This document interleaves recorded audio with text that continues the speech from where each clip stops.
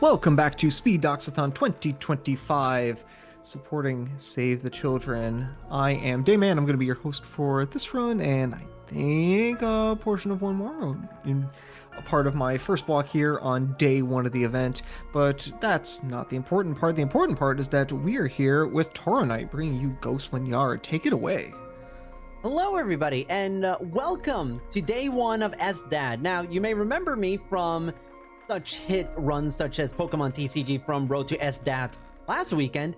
So we go from playing a children's card game to playing as a ghost. And I wouldn't be here if not for my commentator, the person who introduced me to this game almost exactly 1 year ago. So it's a kind of a wonderful full circle moment. I have the one and only TheTaraStark joining me. Tara, how are you doing? I'm doing pretty solidly. It's fabulous to be here with Speed Doxathon and with Toro getting to commentate this run. I got assigned this game randomly through another speedrun marathon. I had no idea what to expect. And at that time, there were only 3 runners on the board. To see it run to 20 and continuing to grow, to see the game advance in such a way, and to see runners like Toro kind of grow in the game, discover new techniques and methods.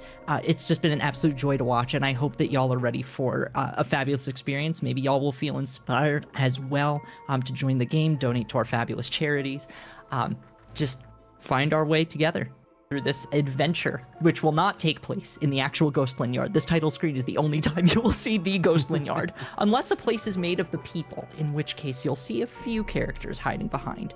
Thankfully, there is a dedicated speedrun mode in this game that skips cutscenes.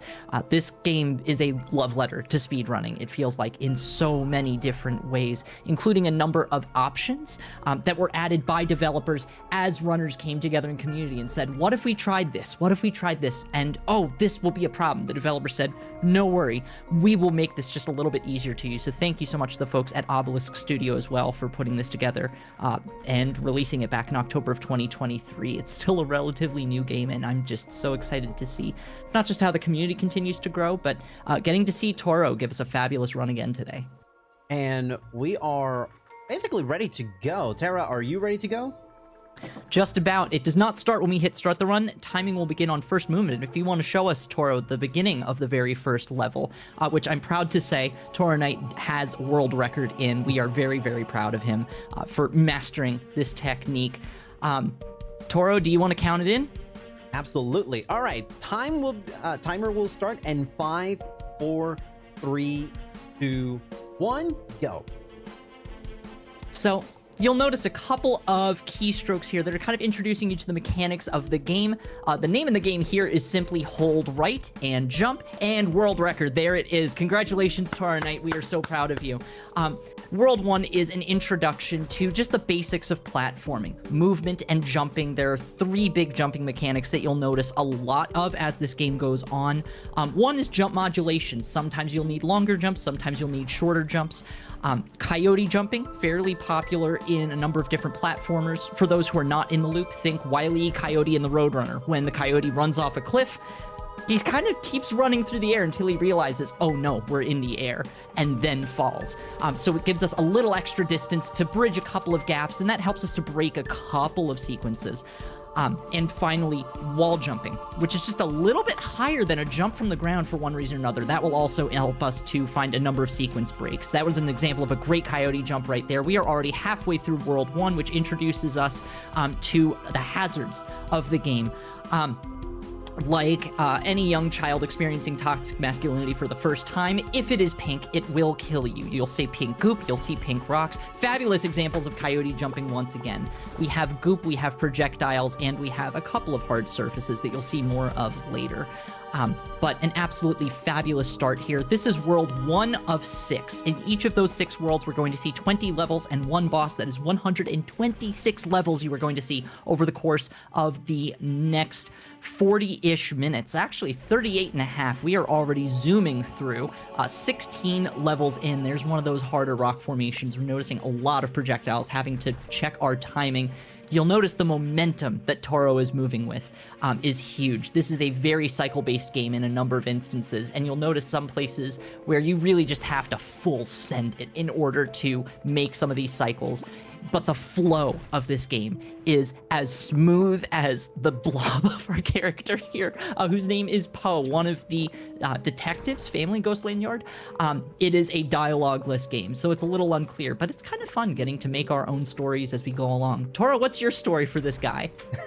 Just a little guy. He loved jumping around like me. It reminds me a little bit when I was a little kid in Puerto Rico, just going or climbing around like the little mountainside. I'm a country boy back home, and it's one thing that I absolutely love is just the fact that he's a cute little guy just jumping and dealing with this big blob. And oh, thank goodness that face has always been like an RNG mess with figuring out which side I need to be in, and thankfully that's a good one. You'll notice in our first boss here, which is quite horrifying, a couple of levers. Those levers are going to come back for most bosses. You'll see often that becomes a mechanic which drops an item or a weapon on a boss or causes them to lose some health. Toro has done a fabulous job getting through World 1. We are now on to World 2, the castle, aka Bagpipes Are Cool After All. Keep listening for some of the incredible music put together by the folks at Obelisk Studios. Of course, I mentioned each world will introduce us to new mechanics and new dangers. This danger here are spinning balls, sliding balls. So think about a mace or a ball on a chain, right? You'll see some of our table saws coming up in a bit. Some people call these crystal roses. I kind of like that. They do kind of have that effect, wouldn't you say, Toro? Yeah, it's like, I don't know if like I'm not good with gem names and everything, but it was like kind of like a quartz of some kind, but like I do like the like pink crystal rose name for it. It does give me a lot of those types of vibes, and this is where kind of things start to really not ramp up in difficulty too much at the moment, but this is where you start to figure out, okay, there's a lot more depth to this game than what World 1 may have hinted at. Yeah, you start to see a lot more of the cycle-based dynamics of the game, and you start to see a lot more dynamics in general, as in there's so much movement happening. You saw 1 or 2 levels in the first world that contain more projectiles than is reasonable to count at any one time while trying to get through the level as quickly as you can. But now you're starting to see a lot of very fast movement. In fact, the boss at the end of this world has a lot of dynamism, but we'll get to there when we get to there. This is what... too many to count already on screen. Trust me, all of our folks in the audience, this is a lot of fun to watch, and it feels almost impossible, like, to go, oh my goodness, how are you doing? I promise you, get yourself invested. You will have a grand time picking some of this up as you go along. Yeah, I see this here. You know, looks like a fun game. Trust me, it does get easier. There's a lot of muscle memory involved, right? So you start to get a feel for, oh, if I send it here, okay, this is the golden cycle right here that will get me on through. But it is an absolutely fabulous time here. I actually want to make sure I'm giving a little bit of attention to our chat, and of course, if we make sure we've made our donations, maybe we have messages that can be read to our hosts if there's anything that you'd like to say at this time. I just want to make sure that people know about all the incentives that we have coming up. We've got our very next run, Katana Zero. We're still looking to see if we can upgrade that to psychotherapy, and then we've got the bid war for Spyro, which is coming up right thereafter, and then I'm going to go ahead and open up the costume selection bid war for Echoes of Wisdom later on tonight. Back to you. Oh, that sounds fabulous. I love me a good bid war. It's just so fun, especially just a little bit of a cosmetic shift. Speaking of not just cosmetics, but aesthetics and dynamism in general, this is the World 2 boss. Oh my goodness, what a chase sequence. Just there's so much drama, and it's cinematic as all heck. right? It's just something that's always such a joy to watch. The platforming itself is not that difficult, but just the experience of this, getting a little bit of a calm moment, getting a nice view from the top of this castle. Just kidding, it's the Hollywood Tower of Terror, everybody.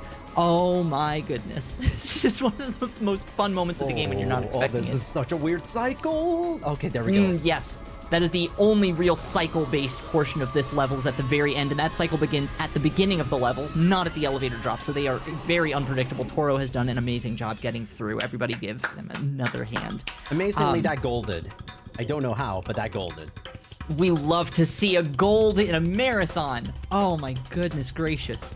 And of course, with the completion of the boss, we are rewarded with yet another world with new mechanics to explore. Welcome to World 3, the Caves, which introduces 2 movement-based mechanics rather than new dangers. That is moving platforms and wind. Updrafts, downdrafts, side drafts, whatever the wind may take you to, right? It's a really, really fun mechanic that can be used in a lot of very strange ways. Toro is taking a safe strat here, where we simply ride the elevator down. There is a way to beat this elevator down. It is incredibly challenging. What I would encourage you to do if you've ever seen this, if you ever get a chance to play this game, is go into the menus for these levels and take a look at the records. There is an in-game leaderboard that will show you the best times for each and every level. We're now seeing our updrafts for the first time here. There is an in-game leaderboard that will show you each and every level. It will show you the best times, and you can watch replays of those moments. When you get a PB on a level, that replay is automatically uploaded. You have friend leaderboards and world leaderboards, so you can see how all your friends went. You can race against your friends. You can race against ghosts from the top of the world leaderboards and see how the best take care of business, right? Again, this game really is a love letter to speedrunning. If it's individual levels, if it's just tackling one world with a mechanic, if it's a gauntlet through all 126 levels of any percent, 126 souls, or all 252 levels of all levels. This is just an absolute joy that you get to take at your own pace, right? We've had a number of different learning strategies. Some people do just go into ILs and then they individual levels and then they move forward. That was a very nice weave by Toro right there. It is more difficult than it looks. Just absolutely beautiful movement happening here right now. I think we're on a pretty solid pace, and you can tell not just from the timer on screen, but also there is an in-game timer at the top left-hand corner of the screen. I mentioned this game is a love letter to speedrunning. We have an in-game timer both for an individual level and for the run as a whole. Now, you may have noticed a death resets that individual level count, but the overall run count continues to climb. There are a number of tools available for this. There is an auto splitter for live split for those of you who want to keep track on your own and not just have to record everything, write everything down in a book, right? It'll automatically reset for you if you're the type to reset a whole bunch. If you're the type to no reset, it still is a very nice way to keep track of some of your best levels, or some of your best long run, some of your best safe route attempts, and see some of the best things that you can do here. Yeah, this music is absolutely amazing. Every single time that you get a new world in this game, you get to experience a whole new musical palette that is just an absolute joy. So we've seen a lot of fun things from these moving winds here. You'll notice some of those moving winds have been on the ceiling. They've been very tiny. They're essentially being used as an anti-grav engine, right? So it's just really, really cool to see how a couple of very basic mechanics are used in such creative ways by these developers. Obelisk Studios had not released another game before this. This was their first foray into gaming. And it's just an absolute joy to witness how the first game that they've released has come so polished and so, not just so polished, but so smooth and fluid. And also that they're still taking feedback. In their Discord server, the developers have been incredibly responsive to feedback. Like I mentioned, introducing new features in the speedrun mode because runners were like, hey, we want to try this for a new category, right? Just a whole lot of fun to see this community grow around a game that's just... It's still a small niche at the moment, but it's so well loved by that niche, and it's really cool getting to see it grow into venues like this. Real quick, we have $5 from Dr. Mustache Cat. Fantastic name. No comment, but just wanted to shout out Dr. Mustache Cat for that $5 donation. The good doctor. Thank you so much for coming on in today. Oh, all the pill dogs. Oh my goodness, all of the pill dogs in chat. Welcome to Boss 3. Take careful note of these mechanics because they will come back later in our final boss. However, most runners agree that this is arguably as hard, often harder than our final boss. So you'll notice a thin laser spinning around the arena, getting smaller and smaller and smaller until it gets to be almost imperceptible, and it fires off a small bouncy ball that follows the updrafts, that follows the physics and the mechanics of this game, and it becomes very unpredictable. The second is a giant laser. We point, here it comes, and it fires off, and that also chases our character around. The third is a chasing dog. If you've ever played Celeste, Battlein is a similar mechanic. So it makes sure that you don't stay in one place for too long, that you don't retrace your steps too much. Trying to battle these updrafts in order to get to that final lever, especially when you're being chased, is so difficult, but Toro has done it beautifully again, and we have completed Boss 3 and entered World 4, the Mountains. A much, much colder color palette to match the frigid tops of these mountain peaks. We were just talking about Celeste, were we not? So the two new mechanics introduced here, I will talk about slingshots first, since they're right in front of us. Slingshots are an incredibly difficult mechanic to master because of how quickly they move, because of how impressively they shift your momentum.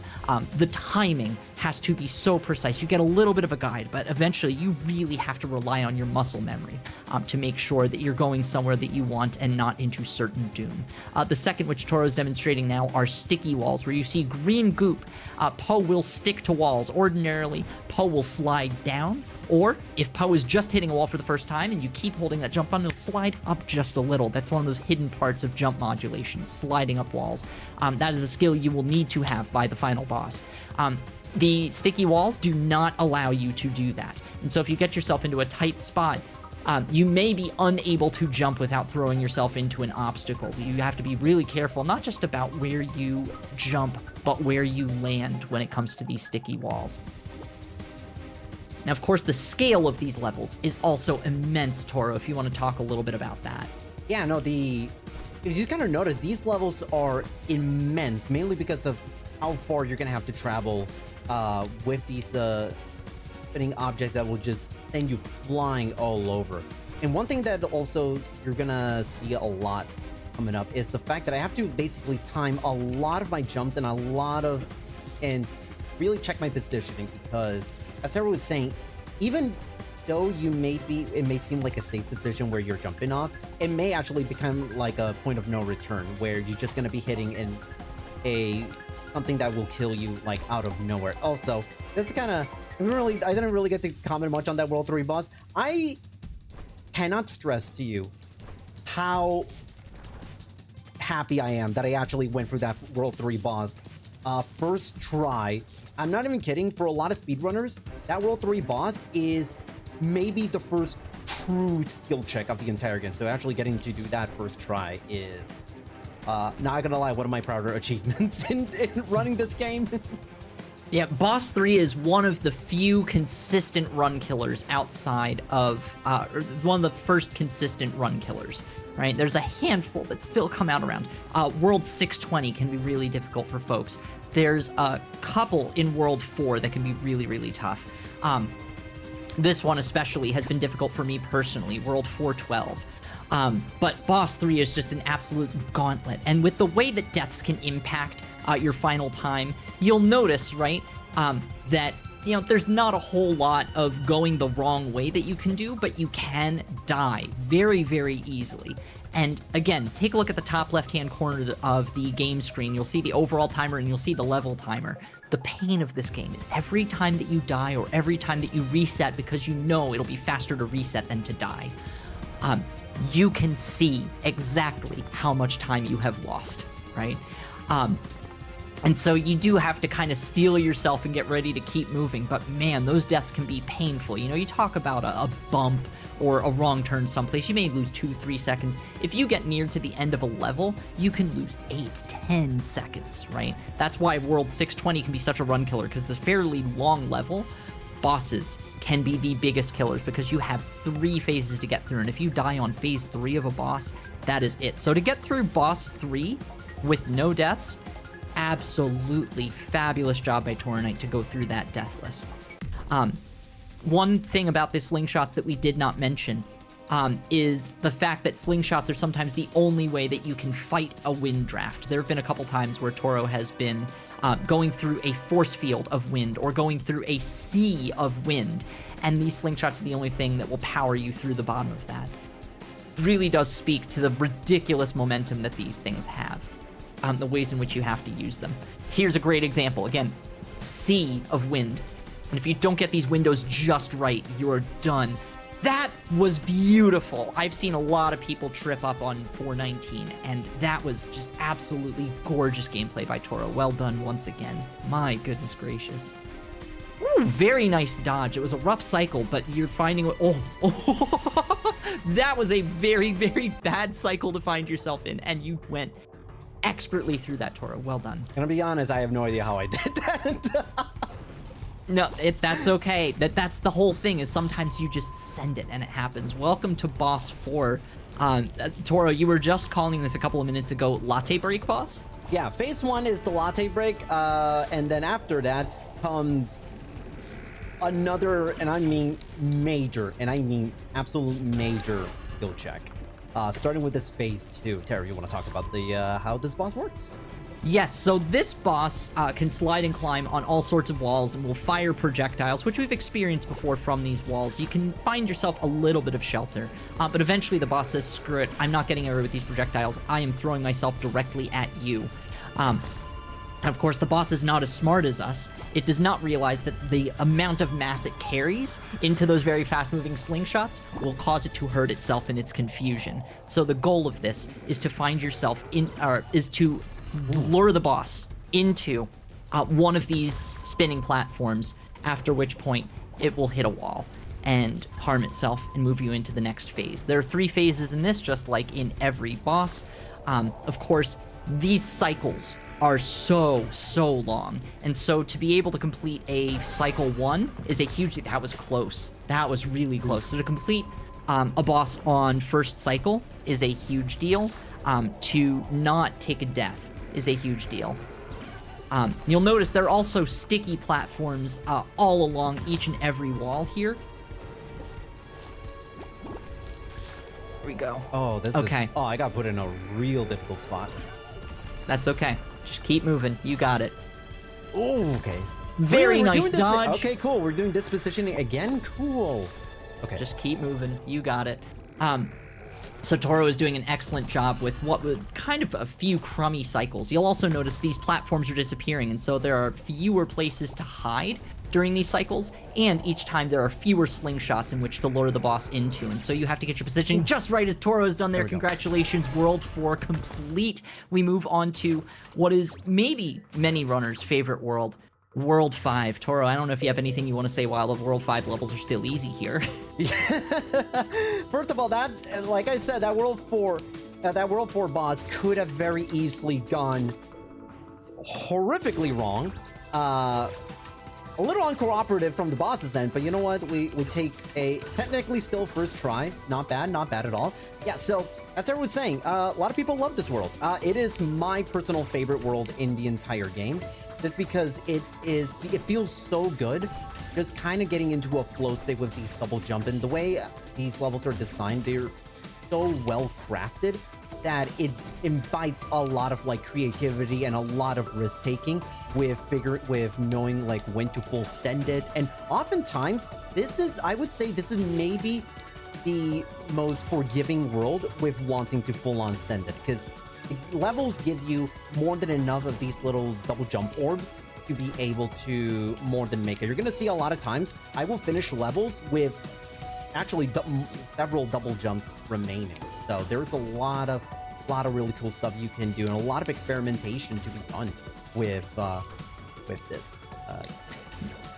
Exactly. And as Toro mentioned, the double jump, or the multi-jump as many call it, because you'll sometimes see people chain together 2, 3, 4, 5 of these multi-jumps. It is just such a fun mechanic. As you mentioned, it allows for a lot of that creativity, and that creativity has broken the game in a lot of ways. I mentioned earlier you can look at the individual level records. If you get a chance to play this game and you make it to World 6 level 15, has a lot of multi-jumps. Go through that level yourself, and then once you've done it once or twice, take a look at the world record and see how multi-jump has broken that level. I promise you, it is an incredibly fun time. If you don't have time to pick up the game yourself, there is also an individual level board. If you go through speedrun.com, you can see individual levels. You can see the best times. You can see the worst times for each level. You can, kind of contrast and compare if you don't find yourself picking up the game yourself. But I really would encourage you to try the game.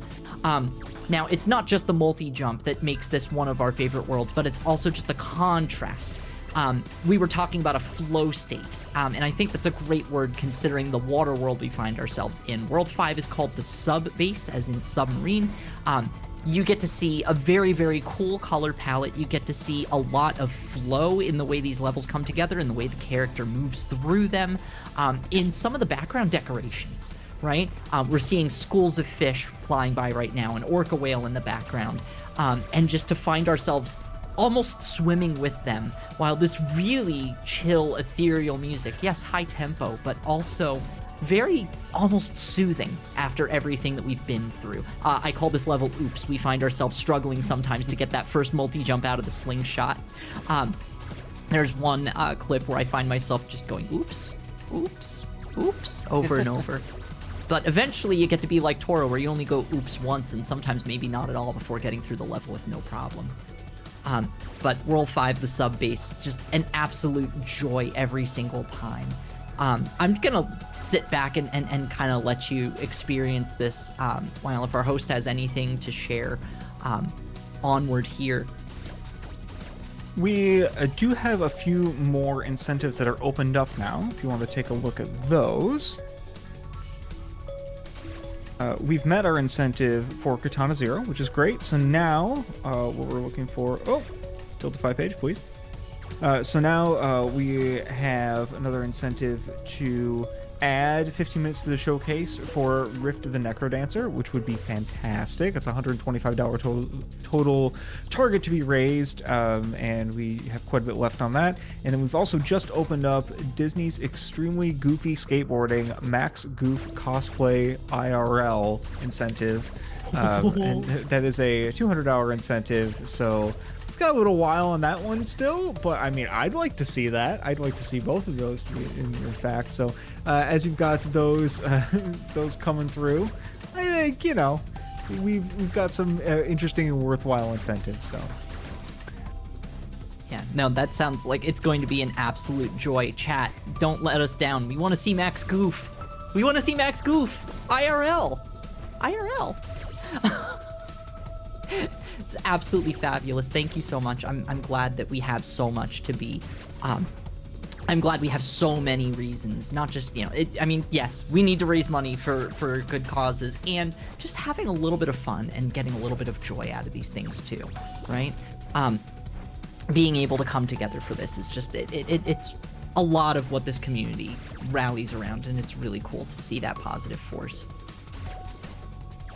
We've seen a couple of levels now where these multi-jumps are kind of treated almost as if they're platforms, where the multi-jump is collected and then used immediately. Seeing where some people use them immediately or save them off, it can be a very, very fun time getting to see, again, some of that creativity that Toro was mentioning earlier. Level 20, big level. We are on to World 5 boss. Slightly different objective this time. We are not collecting one item with a lever. We are collecting chips, which will do damage to our boss here. So these are essentially helping us to destroy the sub-base. You'll notice a ton of tentacles come through. It becomes a bit of a routing challenge. Now, one of the very fun things about this is the 5 multi-jumps that replenish every single time you land on a platform. So it does open up so many possibilities, and it really does become a bit of a routing challenge. You'll see this level has been really, really optimized within hundredths of a second. Toro has just done a fabulous job getting through that deathless. Well done, Toro. And now we found ourselves in 2 boss golds in one marathon. In one marathon run. Not just a marathon gold, but like a gold. Toro, you're absolutely killing it. I am so excited to see how things wind up for us here. So we have one new set of mechanics to introduce to you here in number 6, World 6, the station. Before I get into that mechanic, I do want to mention my absolute favorite my absolute favorite side character, the only side character that matters, Comrade Dog. If you spot Comrade Dog, chat, can you please say hi, Comrade Dog? Comrade Dog loves it when you say hi. World 6 introduces we've seen moving platforms. We are now seeing toggling platforms. So you'll notice there are a couple of blue and orange orbs that Toro has been collecting here as we go along that have been turning orange and blue platforms on and off. Orange and blue, is this Portal or is this just good color design? You tell me, chat. You tell me. Why not both? Why not both? And so you'll see a lot of creativity in what platforms or what platform toggles get collected and which get left behind from different runners. This is one of the more difficult levels because there's not only toggles to collect, but there's also timing across multiple sets of interlacing projectiles. Just landing that first jump is a tough challenge. Then figuring out how to land this, stick to the wall, get over the first one, get under the second one, or figure out if you want to try to get over the second one. It's an incredible challenge, and Toro just handled that one very deftly as well. Absolutely wonderful, wonderful, wonderful to see. This level also becomes a bit of a challenge. There is a little bit of creativity. There are a couple of ways that you can take safe strats on walls to save yourself. But we are absolutely here for this. We have made great time getting into World 6. This is, of course, the culmination of everything we've done. This is all of the mechanics. You'll see updrafts come back. You'll see sticky walls come back later on. We're seeing slingshots. We're seeing toggleable platforms. And the scale, again, of the slingshot levels coming back into focus here. You're seeing the camera zooming in and out when we've gone on slingshots. Absolutely clutch catch on that toggleable platform there.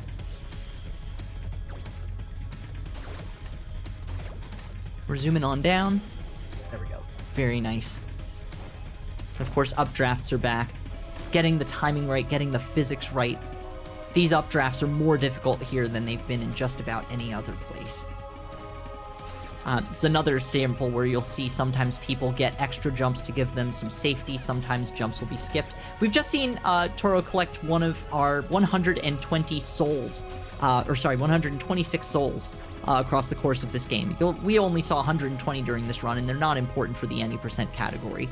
However, there is a category called 126 souls where you need to collect all 120 souls from irregular levels and 6 from the race levels. Now, those souls in the main game are collectibles that are used to unlock what are called races, where you're not only platforming, but you are racing against time and a wall of pink slime. You'll see an example of that in our final boss, but other than that final boss and the Apocalypse worlds, which are essentially bonus Kaizo worlds you unlock after completing the game. That is the only time you'll see pink slime chasing you, is in our final boss. But collect enough of those souls, you'll get a bonus race, and that's how you get your other 6 out of the 126 souls. And absolutely, that is a category that is yet to be cracked open, in my opinion. There have been some fabulous folks doing some great job routing and making some great attempts, but it is still very underexplored. I'm excited to see what this community does with that. These are the other toggling platforms. These are not timed with collectibles, but they are timed by the clock, and so you'll see Toro kind of almost falling before being caught by a platform that suddenly appears. These levels can be very challenging. This is a level that I think has been broken very well. Very nice save. That can get a little tough. If you miss your cycle, trying to recover can be very, very difficult when you take a rough death. That's okay. That's just an example of what you were saying, of how being not on the optimal cycle can kind of mess up. You know, I just wanted to show what it looked like to actually be on the wrong cycle. No other reason for that. It was just a very clear demonstration, chat. We need to know what you're going to be up against here. This is the level, by the way, with an absolutely ridiculous sequence break. It cuts out 2/3, maybe 3/4 of the level, right? That is just the power of multi-jumps and corner jumps. When you start to learn the tiny, tiny intricacies of these games. It's only in the last week I was informed by somebody, yeah, frame 1 jump off a wall and a frame 2 jump off of a wall are completely different in the way in which they feel, the way in which they push you off of a wall, the distance you can get, and my mind continues to be blown every time somebody finds something new. So please come join us. It's a fabulous time. Oh man, we're coming really close to the end of this here now, aren't we? Now, I don't want to say like, oh, time's coming up any second now. No, we still have a universe. Yeah, we'll let you know. a universe of stuff left. Even though we have 4 levels left and 1 boss, the fact that we still have like 8.5 minutes left before estimate, trust me, it is, I don't want to say we're gonna need those 8.5 minutes, but you're gonna see why they can be that rough. I mean, so not counting this one, because I'm doing this first try, and clearly I'm the greatest of all time. Clearly. 619, our penultimate regular level. Just a fun little drifty jaunt through these platforms. Again, some of the biggest crystal roses we've seen yet. Just really a demonstration of the scale of the danger we are about to get ourselves into in level 620, which again, when I started with this game a year ago, world record was still 26 minutes. And this level had enough deaths that it actually set that world record back by a solid minute with resets and deaths. And so to see people, this is just the danger of updrafts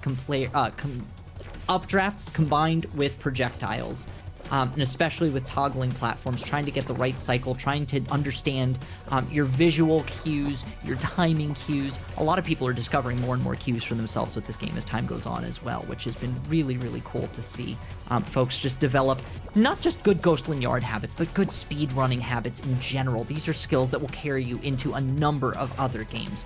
Having visual cues, understanding cycles, this game really does break a lot of that down into its basic components. And so not only is it, a really satisfying challenge and a really satisfying flow, but also just a great skill builder if you're just getting into speedrunning or if you've been there for a while. Welcome to our final boss.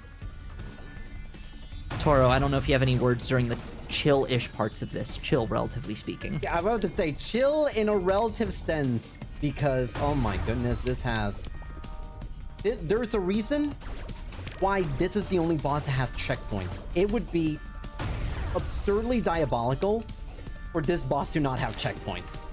Yes. Now, this boss features two halves of each of the 3 phases. You get, well, actually 3. First, it's boss 3 again. We got bouncy balls. We got giant lasers. Phase 2 is a tiny platforming challenge, just absolutely jam-packed with, again, everything we've seen. We have projectiles. We still have the lasers coming at you. We have multi-jump. We have toggleable platforms.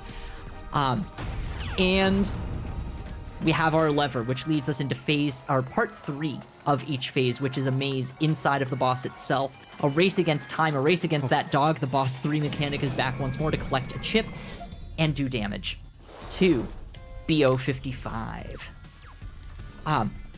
So we are now in phase 2, and you can actually see 3 lights on the boss indicating which phase you are in. This is the pink slime race we were talking about earlier.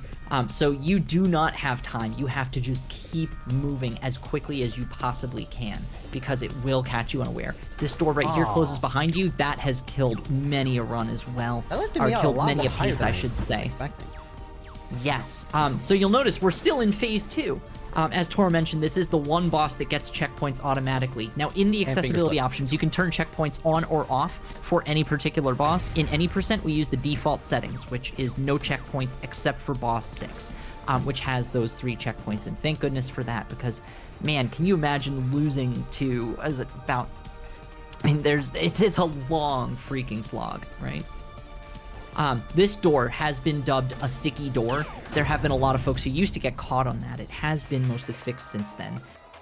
Personally, this second maze has always been the thing that gets me. There's a number of mechanics. A wall slide up there, which Toro has, again, done so deftly up to collecting that chip.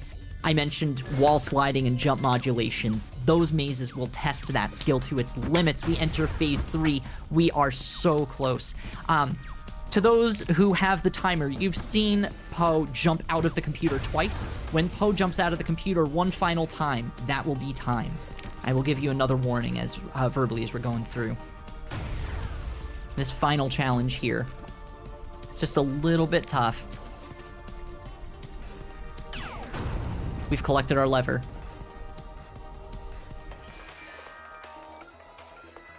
Our maze.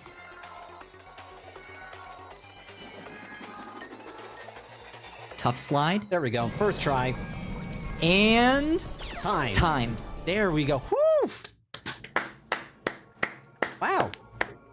And that is, I believe, an in-game PB for you, Toro? Unfortunately, no. It's about 90 seconds off. About 90 seconds off. Still a fantastic run. Yeah. Excellent work. Yeah, this is maybe like the second or third best run I've ever had. I could not be happier with how that run went in a no reset marathon showcase. The fact that we're able to do some of the bosses first try, I felt exceptionally proud. That World 4 boss, the one that had the latte break that I deemed it, the last few runs, it took me like 6th, 7th try to actually beat it. And the fact that I actually got it first try, I could not be prouder. And the fact that, here's the thing, there are a lot of phenomenal runners of this game that has pushed this game, last Tara said, to heck and back. A prime example was this game's biggest marathon showcase was at the in-person speed-ons event in France, where you had 3 of the absolute best run this game, and it was absolutely also a big inspiration with me grinding this game as much as I have had in the past year. So it was a lot of fun being a part of this community. And also, as I mentioned at the start, I want to thank Tara for introducing me this game. This game is lovely, it's wonderful. Precision platformers are typically not my thing, but it is quickly becoming one of my absolute favorite games to run, and also one of my favorite games that I still play to this day. So if anyone deserves credit for this run, it's Tara. So I want chat to say thank you, Tara. Oh my god, Toro, you're gonna make me cry. I'm gonna bring this full circle actually one more time, because it looks like here your RTA just now was 3618 roughly. You might have a slightly different number on your live split. So 3618, remember that number for a second. My in-game time for my PB is a 3624. Wow. Your RTA just beat my in-game PB. And I just think that speaks a lot to your growth in this game, and I've seen so many people play this game and grow through it, and it's been just such a joy to watch. Some people who go through these full runs, some people who just take a small 5-minute run, just do one world, right? Whatever you have the time for, whatever you have the energy for, whatever you have the passion for.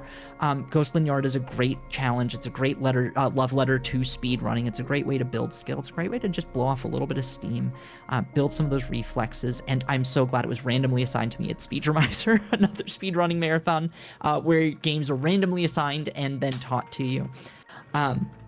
So shout outs to the Speedremizer community for being my first introduction to speedrunning marathons overall, whether that be GDQ, whether that be Speed Doxathon, and just the fabulous causes that these communities support, and the fabulous communities that they create. I'm getting a little bit emotional, actually. This is just, thank you so much, everybody, for coming out and being a part of something really, really big. And Toro, thank you to you for having me. Speed Doxathon, thank you for having both of us. Yes, thank you so much, Speed Dogs. I thank you, Tara. I would not have asked for someone better to be my commentator for this for my first marathon showcase of this run. Not gonna plug myself too much, because in about an hour or so, you're gonna see me back on here running something completely different from Pokemon TCG and Ghostland Yard. So I'm gonna save that for after the run.